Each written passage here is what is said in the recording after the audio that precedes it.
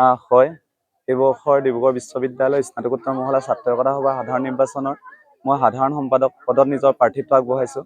আচলতে ডিব্ৰুগড় বিশ্ববিদ্যালয়ত পঢ়া প্ৰতিজন ছাত্ৰ ছাত্ৰীৰ ডিব্ৰুগড় বিশ্ববিদ্যালয়খনক আগুৱাই লৈ যোৱাৰ এটা সপোন থাকে আৰু সেই সপোনকে সৰুগত কৰি সকলোৱে নিজ নিজ কৰ্মত ব্যস্ত হৈ আছে ডিব্ৰুগড় বিশ্ববিদ্যালয়ত। আমিও আগবাঢ়ি আহিছোঁ।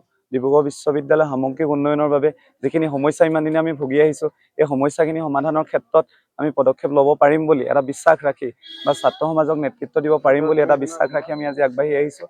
আৰু বিশ্ববিদ্যালয়ৰ ছাত্ৰ ছাত্ৰীসকলে বহুখিনি সহায় সহযোগ কৰিছে আমাক এই ক্ষেত্ৰত। গতিকে সকলোকে ধন্যবাদ জ্ঞাপন কৰিছোঁ। গণতান্ত্ৰিক এটা প্ৰক্ৰিয়া, নিৰ্বাচনটো হৈছে গণতান্ত্ৰিক এটা প্ৰক্ৰিয়া। গতিকে সকলোৱে আৰু আটাইতকৈ ডাঙৰ কথাটো হৈছে বিশ্ববিদ্যালয় নিৰ্বাচনটোত আটাইতকৈ শৈক্ষিক ছাত্ৰ ছাত্ৰীসকলে ভোটদান কৰে।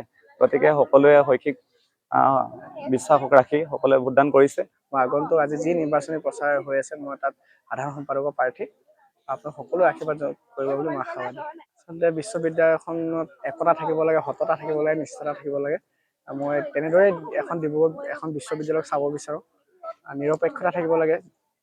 মই সভাপতি পদৰ কাৰণে আগবাঢ়িছোঁ। বিশ্ববিদ্যালয়খন যিটো ছাত্ৰ ৰাজনীতি, সেইটো স্বচ্ছতা থাকক, নিকা হওক, সততাৰে নিষ্ঠাৰে ওলাই আহিছোঁ কাম কৰিবলৈ ছাত্ৰ ছাত্ৰীৰ হকে।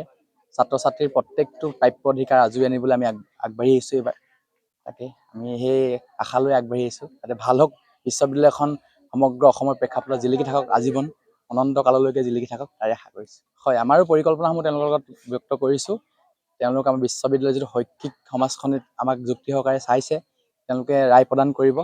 আমি আশাৰে বাট চাই আছোঁ।